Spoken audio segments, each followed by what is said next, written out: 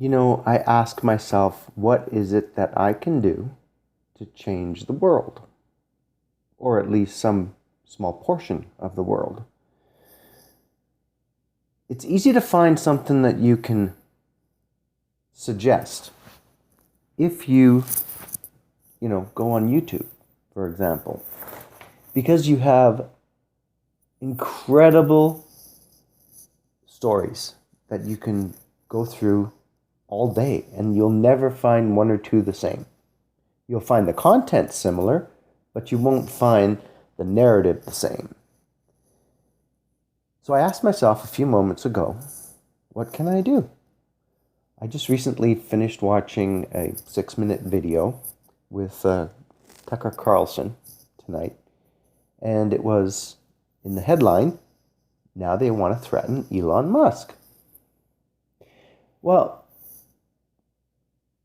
the Twitterverse is going to come into full fruition, regardless of who is at the helm. But the only one who can do it correctly, directly, and without confusion is Elon Musk. That's very obvious simply because he bought Twitter. Nobody buys something and spends billions of dollars on something unless they know it needs to be changed or it needs to be revamped.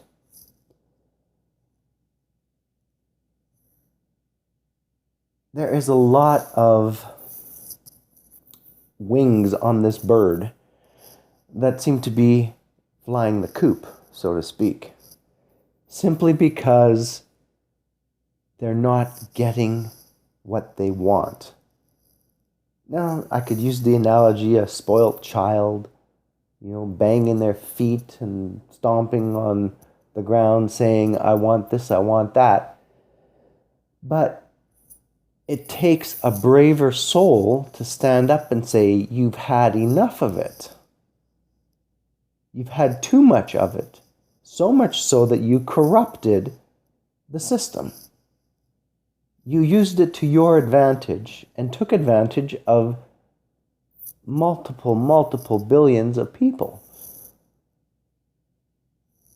So the analogy is very simple. It's time to be unwoke by all of the wings on this crazy bird. Because the only thing I can do, at this moment anyways, is voice my concern, voice my word, or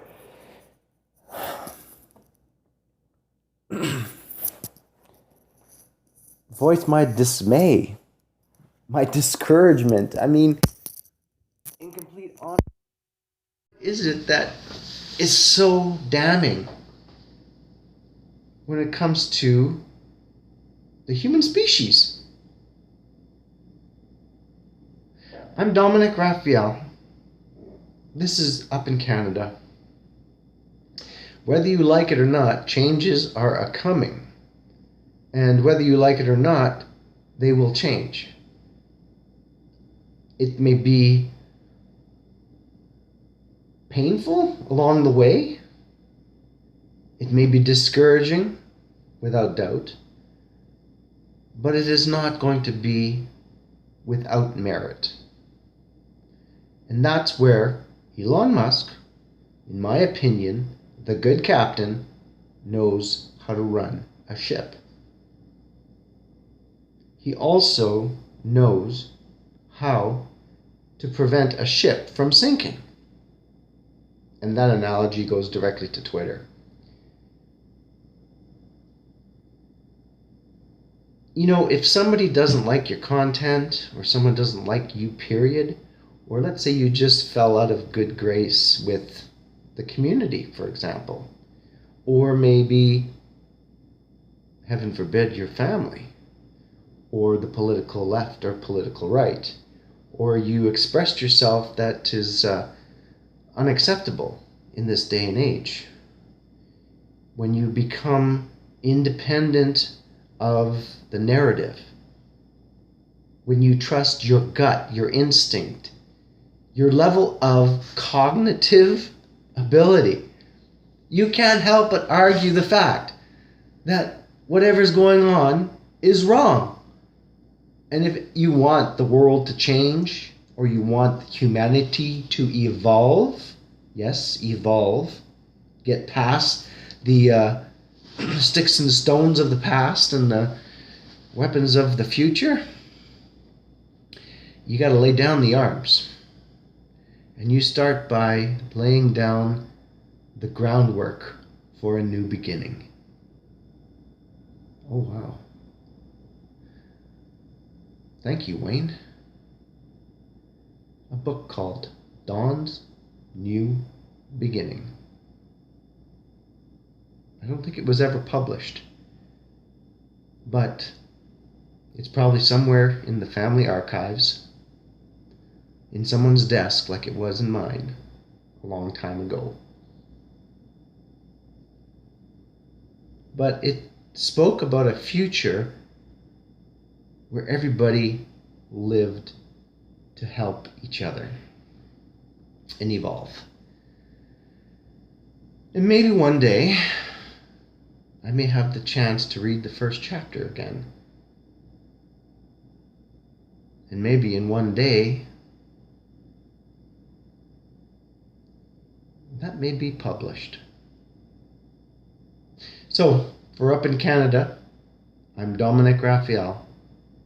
And, well, you put a label on this one. The Twitterverse, changes are coming. Jordan Peterson and writing your state of being. I watched an earlier video about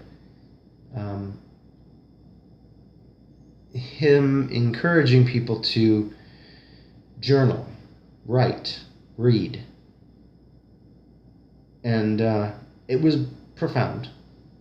And it would seem that he's not the only one thinking that. I mean, how often does Elon Musk not mention reading, studying? Just read everything and anything. Write whatever. Read whatever. The only thing you're doing is increasing your mental state, your intelligence. You can begin to articulate the direction of your life. Because if you look back on history and go back to basic principles, if I can use that relatively loosely, how did intelligent life evolve? Well, from my history, it evolved from writing. It evolved from invention. It evolved from intuition. It evolved from observation. Now that's the key there, observation. For some, reading is not the best or most encouraging or fun-loving thing, unless, of course, it has something to do with your own personality. Like for myself, science fiction. It's right there at the top. Drama, right there at the bottom. But intelligence and smart design, they come right underneath the number one in mine, which is science fiction. So I do recall 20 odd years ago, I was reading more than I ever did before. And it was very enlightening. Not on a on a spiritual level, but not on a religious theme thing, being enlightened. It was modernizing the theory of intelligence. There are, as most people have said, specific people on the YouTube universe, for example, there are many books written, many books unwritten, many books to be written. And all it can do is improve what is already provable. So I'm enlightened. I'm driven. And I'm going to keep on going. Once again, Dominic Raphael for Up in Canada. And like I said, you can give the name and title on this one whatever you want. You know, hit the like button. Why not? Subscribe? Sure, why not? Does that make me or break me? No. What it does is bring in a balance in your life that you are being heard instead of being herded, at least from my point of view. So, cheers.